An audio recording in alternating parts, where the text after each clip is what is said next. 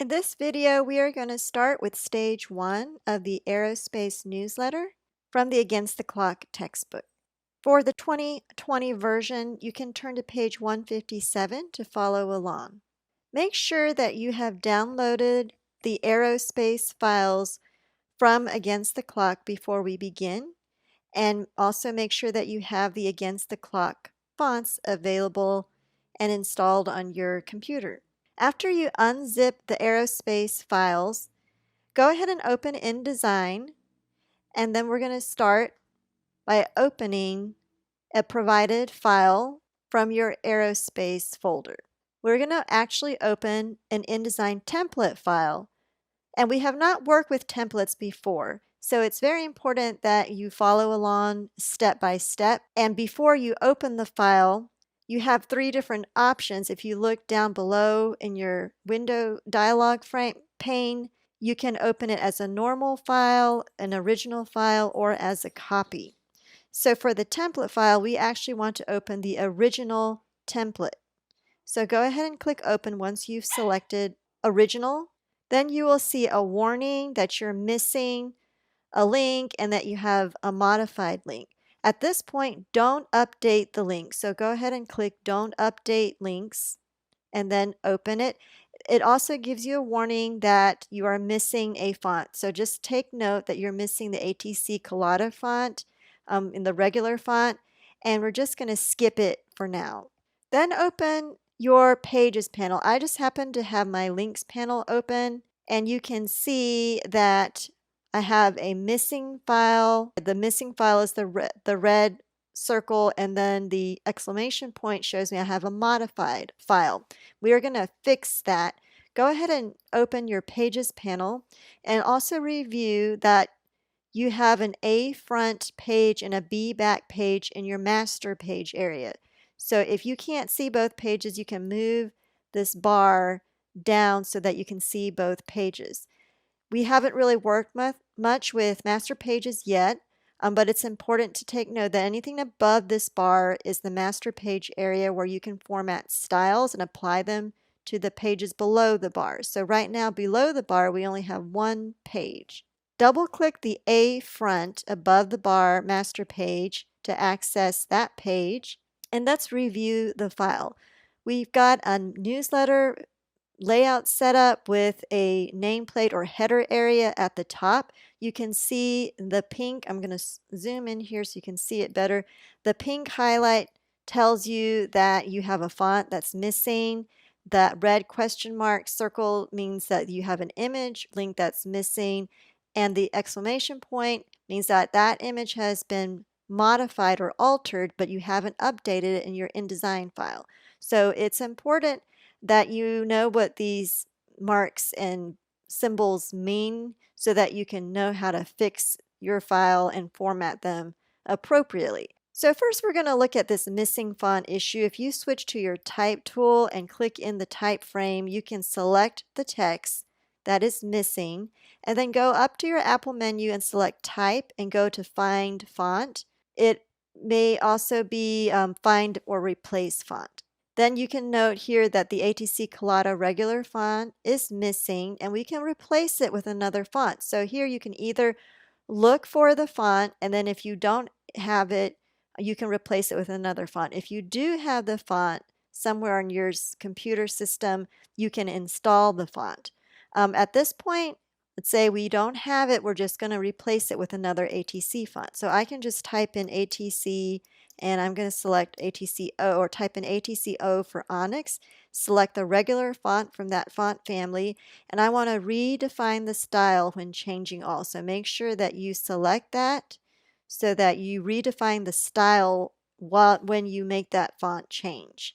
Then we can click change all, and it says that overrides have been applied to one or more styles. I'm going to click OK and then click done. And now if I deselect that text frame, that pink highlight disappears because now I have replaced it with another font and I'm not missing that font. You can save your template file just doing a regular file save. If you notice, the asterisk next to the document name means it has not been saved yet. So you can just do a Command S or a regular save to save that template file and update the changes that you've made to it. Now we need to fix these missing and modified links. So go to your links panel, and if you notice in the links panel, you can click on the file that is missing, and then if you click on the hot link, it just tells you that where that missing file is. So this is missing on the A front master page. So if I click on that hot link, it will highlight and select whatever the link is that's missing. So if I zoom in on here, I can switch to my direct selection tool, which is the white arrow, and I can actually click right on that mark and then it will automatically update it. Now I'm going to undo that, going to Edit, Undo, or Command Z just to show you another way. So in the Links panel, you can also click on the Update Link button. That's the double arrow circle, and that will also update it. So I'm going to undo that again and take a closer look. So this graphic, this logo here, if we look in the links panel, it is scaled at 43.5%. So you can tell when you're using the content grabber or direct selection tool. If I were just selecting this image with the selection tool, I'm not actually selecting the image inside of that frame. I'm selecting the bounding box. All right, so in the bounding box, it's going to show me it's 100% in the control panel. But if I select it with the content grabber or direct selection tool, it shows me that it's actually, the image itself is scaled at 43.5%, and you can see that in the links panel. So I just wanted to show you that difference, and then we can go ahead and update it, because then you can see once you update it, now it's scaled at 53.8%. So that was the change. The size of the image had been changed before, and then it hadn't been updated in the InDesign file. So it was changed. It's an AI file, so it was updated in Illustrator. Now we can go on to the next image and click on the hot link here, and that shows you that this image that is selected is missing. So again, I can use my direct selection tool, the white arrow, and click on that mark that shows me that it's missing. I'm going to cancel out just to show you. You could also just click on this relink button in the links panel. So just two different ways to do the same thing. Then it just allows you to search. If you look at it, it allows you to search for the missing links in the folder. And so you want to search for it in your links folder. If you have it somewhere else that's not in your links folder, or you don't have a links folder yet, then you could search for it on your desktop or on your hard drive. I'm going to uncheck Show Import Options and then select the image in my links panel that I am missing. So the missing image is in my aerospace folder, and it is called Highlight July TIFF. I'm going to go ahead and select Open, and so we're just going to change it to a different image. I'm going to fit my page in view. So now the graphics in the links panel look good. I don't have anything that's missing or modified. So I can now move on to the margins and the column guides. As you can see here with my page margins, I have 4 columns, and then I have the margins on the left to the right, and then larger margins on the top and the bottom. So I can go ahead and edit that. I'm going to go to my Pages panel again, double click on the A front if you're not there already, and then go to the Apple menu at the top and go to Layout, Margins, and Columns. Make sure your preview is checked so you can see the changes that you make, and you can see a preview of that. And I'm going to change the left and right margins, which are currently set at 1 inch, to 1/2 an inch. So I'm going to type in 1/2 an inch for both left and right. And you can see the changes being made with that purple page margin on the page itself. And then I'm going to change the number of columns to 3. I'm just going to click on the down arrow, and then I'm going to change the gutter from 0.125, which is 1/8 of an inch, to 0.2. And then you can go ahead and click OK. Now, something doesn't look right here on my page because my blue text frame does not correspond to the changes that I just made in the page layout and columns. So all I have to do is select the text frame with my selection tool and just extend that bounding box, the edges, using the handlebars on the left and right, to align with my page margins, and then I can use the control panel up at the top to change the number of columns. So I'm going to change to 3 columns, and remember I changed that gutter, which is the space in between the columns, to 0.2. Now the page margins is aligned exactly with my text frame, and I can move that text frame off and my page margins are still there. So those are just guidelines, but I can use this text frame to place my body text inside that frame. With the Properties panel open, and with the text frame selected, I can go to the text frame option. So go scroll all the way down to your text frame options down below, and then click on options, the options button. Then select column rules and check insert column rules. So this just allows you to add a thin line or rule in between these columns in that gutter space, and we don't want one that is so thick, so we're going to change it to a hairline 0.25 points, and you can check that preview so you can see what those rules look like, and then click OK. And then if I hit the key W on my keyboard, I can hide the guidelines and see what those rules will look like, and later on we're going to fill this with text. So that's just something handy to know, that you can add rules like that. Sometimes that helps when you have a lot of narrow columns to break up the text. All right, then we're going to move on, and we're actually on page 169 in the textbook. What we want to do now is we're going to save these changes in our template file, and then we're going to open the template file again and make some more changes to it so that we can save our template file and create a new file based off of the template. So after you've saved it, go ahead and close the file. I'm not going to save mine because I've already got it saved, but you can go ahead and save yours, and then we're going to open it back up. So go back to your aerospace folder and select the template file that you just saved, only this time we're going to open it as a normal rather than in the originals. And I'm going to go ahead and update my links. And then I'm going to go to my Pages panel. This is what your file should look like. So you have the A front and the B back in the master page area.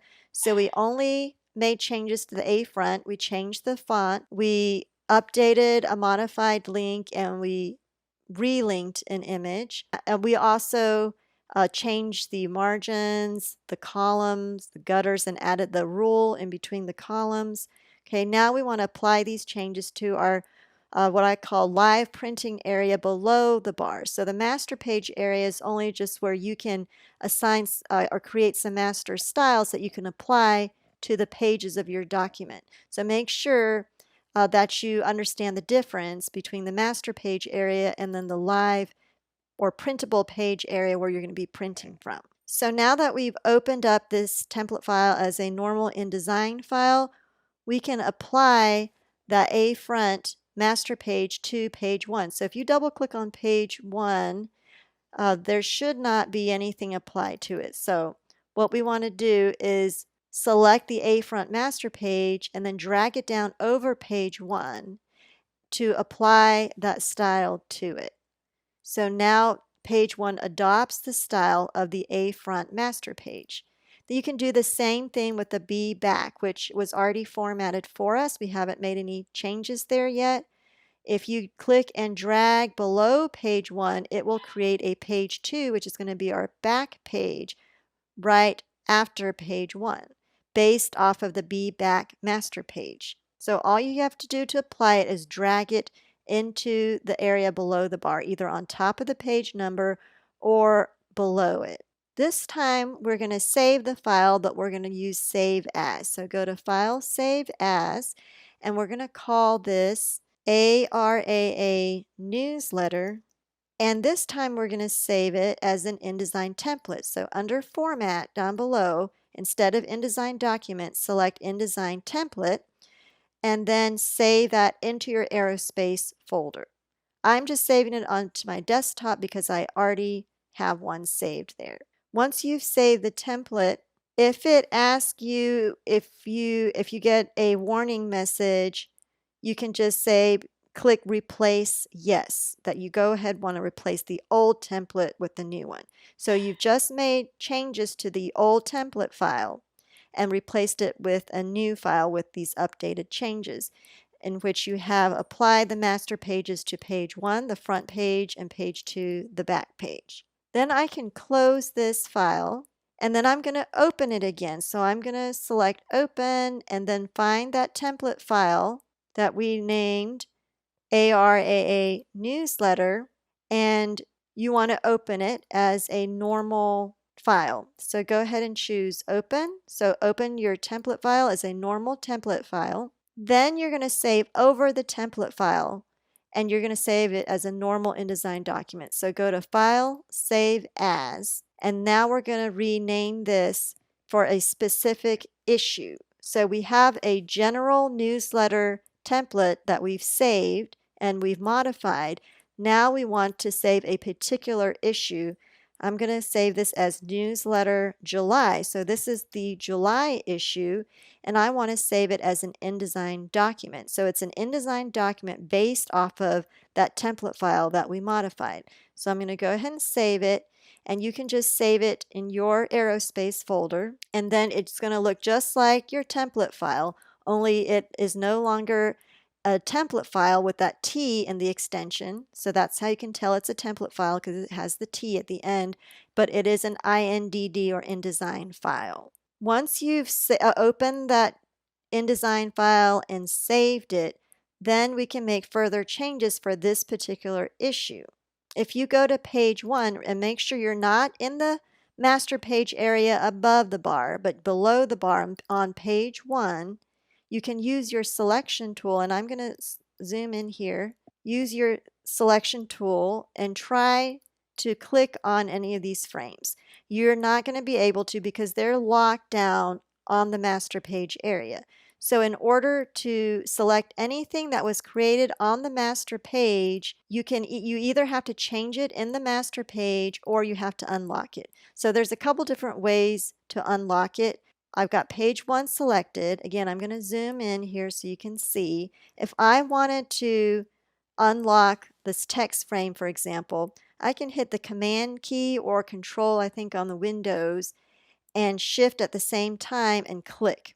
So if you hit Command Shift and click on the frame or the bounding box, the item that you want to unlock, it will unlock it, but it pushes those other graphics behind it. So remember, there were some colored boxes here. So I'm going to undo that. I'm going to undo the override master page item so I can bring those graphics back. So instead of just unlocking it individually, it's going to be better for me to unlock the entire page. So if I have page 1 selected, I can just do a Control right click and then select override all master page items. So that was Control right click, override all master page items. And then if I zoom in here and try to select it with my selection tool, I've unlocked everything, and I can now select all my graphics and items with my selection tool or direct selection tool.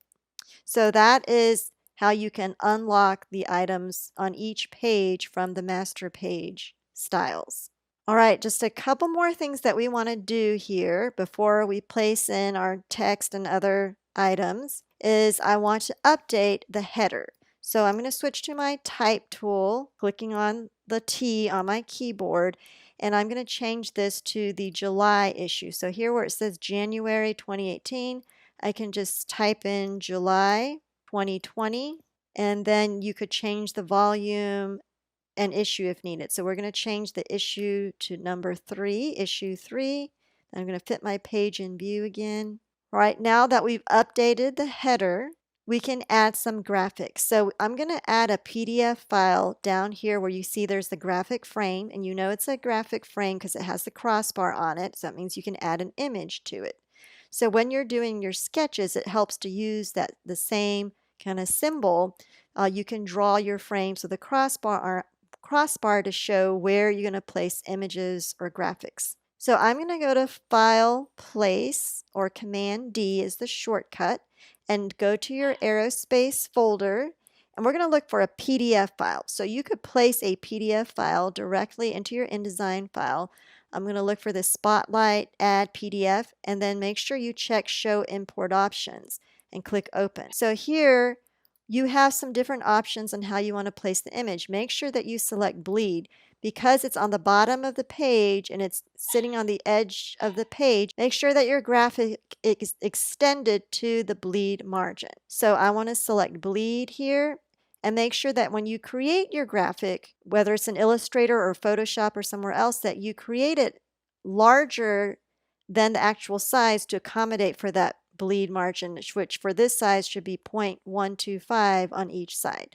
So I'm going to click OK and then click inside the center of the crossbar to place that PDF down here. So I'm going to zoom in this area. I'm going to use my selection tool to select the image and make sure that the X coordinate is negative 0.125. So it is because it starts at negative 0.125 and not at 0 because it's starting at negative 1/8 of an inch off of the left side of the document there. Now we're going to place an image on page 2. So go back to your Pages panel and click on or double click on page 2. You notice that there is a big crossbar graphic frame on the left. So we want to place an image onto this frame. And this time we're going to place another InDesign file. So you can place an InDesign file into an InDesign file.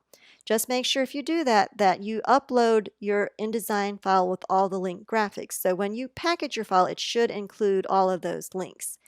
So go ahead and go to File, Place again. And this time we're going to look for the Angels Add folder, and then there's an Angel Add InDesign file inside there. Go ahead and show Import Options, click Open, and this time we're going to select Bleed Bounding Box because we want to place it with the bleed since it's sitting on the edge of the page.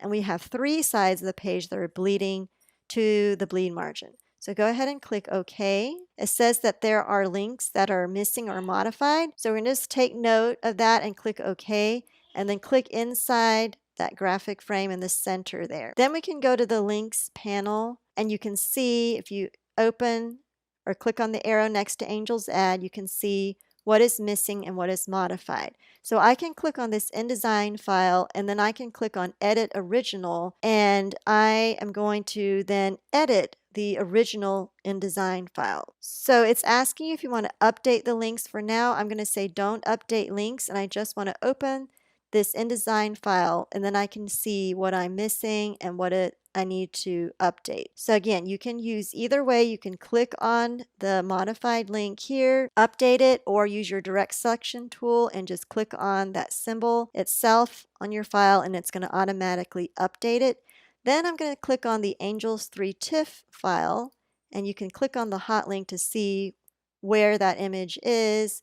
And then we want to update or relink that missing image. So I'm going to click on the relink button and then go to my aerospace folder, and I am missing that file. I don't have an Angels 3 TIFF. Go look inside the Angels Add folder and then look in your links folder, but instead I have an Angels Formation TIFF. So I'm going to select Angels Formation, and you can show Import Options, click Open. It just shows you a preview. I'm going to click OK, and now I have relinked that background image to this new TIFF file. So now I don't have any more missing or modified links, and I can save that file with the changes that I made and go back to my newsletter July, and then I can update that.